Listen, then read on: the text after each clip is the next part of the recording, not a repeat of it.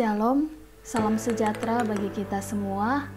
Kami dari kelompok aset Grup AC3 mata kuliah Akuntansi Manajemen Lanjutan yang diampu oleh Bapak Ardin Dolok Saribu SEMSI, Prodi Akuntansi Fakultas Ekonomi dan Bisnis Universitas HKBP Nomensen Medan, di mana kami akan mempresentasikan hasil CGR kami yang berjudul Current Trends of Application of Activity-Based Costing. Nama saya Rosalinda Sialagan, NPM 185103060. Baiklah, saya akan memaparkan daripada latar belakang CGR kami. Dalam era globalisasi, perusahaan dituntut untuk mengikuti perkembangan teknologi. Untuk itu, perusahaan berusaha supaya dapat memanfaatkan berbagai macam teknologi dalam pengambilan keputusan dan kebijaksanaan yang tepat. Perusahaan dituntut untuk mampu memberikan hasil yang optimal dengan pemenuhan kebutuhan perusahaan yang lebih luas. Semakin derasnya arus teknologi dan informasi menuntut setiap perusahaan untuk dapat mempertahankan kelangsungan hidup perusahaan tersebut dalam persaingan global. Perkembangan teknologi maju di bidang informasi telah menimbulkan dampak yang sangat kompleks bagi suatu perusahaan. Oleh karena itu, muncul metode baru dalam perhitungan harga pokok produksi yang dikenal dengan nama Activity-Based Costing System. Activity-Based Costing System merupakan metode perbaikan dari sistem tradisional. Activity-Based Costing System ini merupakan metode perhitungan biaya yang dapat memberikan alokasi biaya overhead pabrik yang lebih akurat dan relevan. Pada metode ini, seluruh biaya tidak langsung dikelompokkan sesuai dengan aktivitas masing-masing. Kemudian masing-masing kelompok biaya tersebut dihubungkan dengan masing-masing aktivitas dan dialokasikan berdasarkan aktivitasnya masing-masing. Perkenalkan, nama saya Yesi Christine Natalia Sitorus dengan NPM 1851031. Di sini akan melanjutkan bagian pendahuluan. Penetapan biaya berbasis aktivitas atau activity-based costing adalah metode untuk menentukan biaya sebenarnya. Meskipun activity-based costing adalah inovasi yang relatif baru dalam akuntansi biaya, activity-based costing dengan cepat diadopsi oleh perusahaan banyak industri, dalam pemerintahan dan organisasi lain seperti lembaga keuangan atau sektor jasa.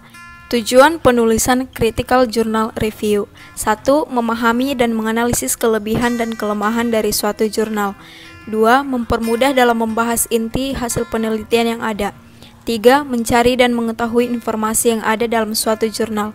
4. Dalam rangka menyelesaikan tugas kelompok mata kuliah Akuntansi Manajemen Lanjutan di Universitas HKBP Nomensen Medan.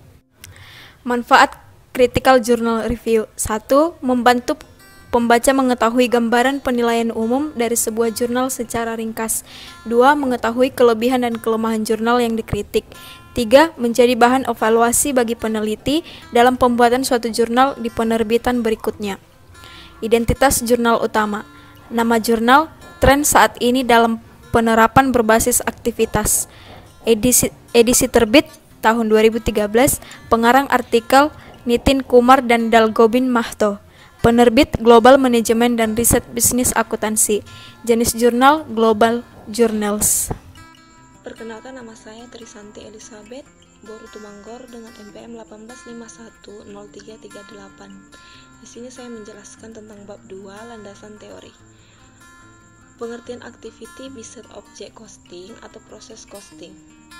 Activity based costing atau ABC adalah sebuah metode akuntansi yang mengidentifikasi dan menetapkan biaya untuk aktivitas overhead dan kemudian menetapkan biaya tersebut untuk produk.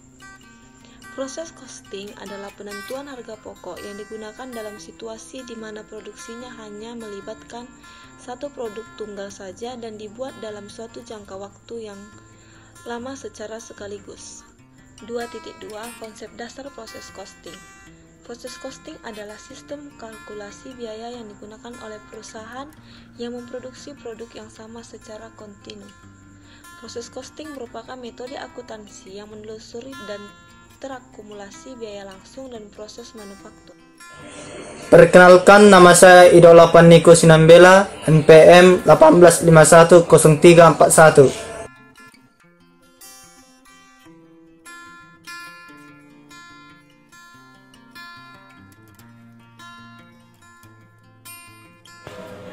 Unit ekuivalen produksi. Masalah yang timbul dalam proses costing adalah umumnya suatu departemen memiliki persediaan akhir barang dalam proses.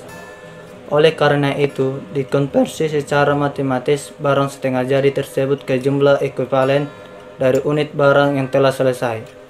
Unit ekuivalen adalah jumlah unit selesai yang seharusnya diperoleh dari bahan dan usaha yang digunakan untuk menghasilkan barang jadi. Metode perhitungan unit ekuivalen produksi. 1. Metode rata-rata tertimbang atau weight average.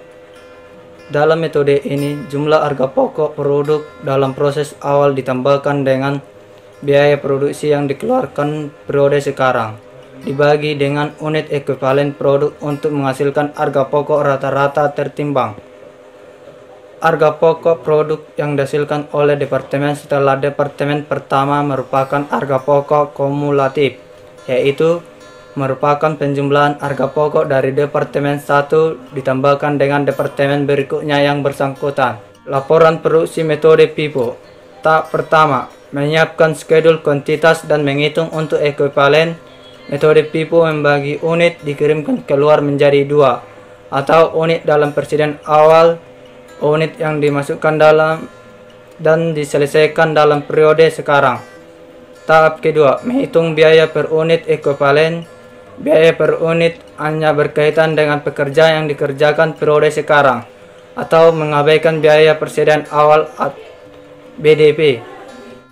Perkenalkan, nama saya Anggita Vincentia Marpaung, NPM 18510333. Selanjutnya yaitu bab 3, review jurnal. Yang pertama, kekuatan jurnal utama. Pada jurnal ini terdapat beberapa pendapat peneliti terdahulu terkait activity based costing. Metode perhitungan biaya produksi activity based costing mendukung hipotesis penelitian saat ini, dan di dalam jurnal ini memaparkan pembuktian bahwa model activity based object costing lebih baik daripada metode tradisional. Pada jurnal utama ini didukung oleh beberapa pendapat para ahli atau peneliti terdahulu, yaitu mencantumkan berbagai hasil penelitian terdahulu yang terkait dengan penelitian yang hendak dilakukan sekarang, dan juga pendapat ahli tentang teori-teori yang mendukung hipotesis seperti pemaparan pendapat Koper dan Kalpan pada tahun 1988 terkait metode perhitungan biaya produksi activity based costing. Dan juga pada jurnal utama ini dapat membuktikan bahwa metode activity based costing lebih baik daripada metode tradisional. Dalam jurnal dijelaskan secara rinci bagaimana keunggulan perhitungan estimasi biaya produk dengan metode activity based costing dibandingkan dengan metode tradisional. Hal ini terjadi karena dalam hal ini pada metode activity based costing dilakukan pengelompokan analisis biaya pada tiap-tiap produk pesanan yang disimpan sesuai dengan teori yang dibahas dalam buku Akuntansi Manajemen Lanjutan edisi 4 tahun 2020 oleh Dolok Saribu, bahwa perhitungan analisis biaya produk berdasarkan metode activity based costing, yaitu pertama pengklasifikasian berbagai aktivitas yang dilakukan perusahaan ke dalam kelompok aktivitas.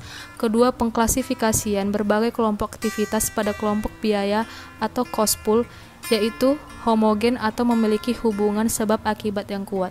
Ketiga, menentukan cost driver atau pemicu biaya, karena masing-masing kelompok terdiri dari biaya-biaya yang tergantung pada suatu faktor pemicu biaya atau cost driver.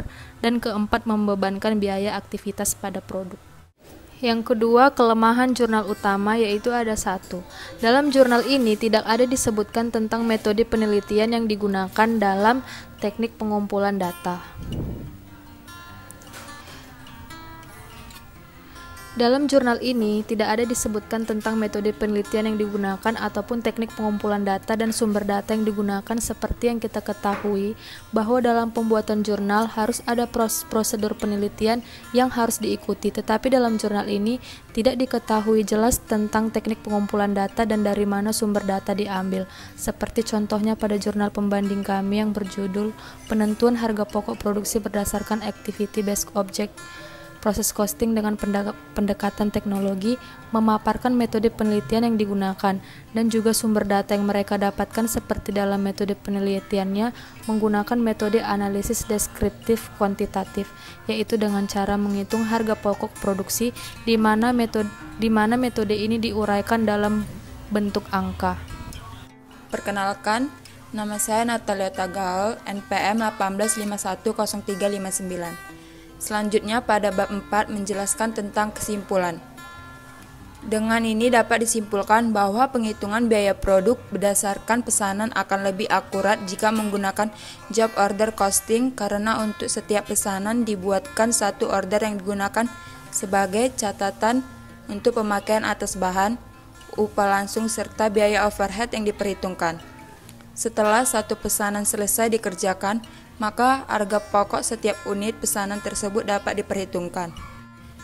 Berbeda dengan model tradisional yang hanya memusatkan pada ukuran output aktivitas yang didasarkan pada volume produksi, tarif keseluruhan pabrik, dan tarif departemen yang umumnya digunakan oleh perusahaan dalam beberapa situasi.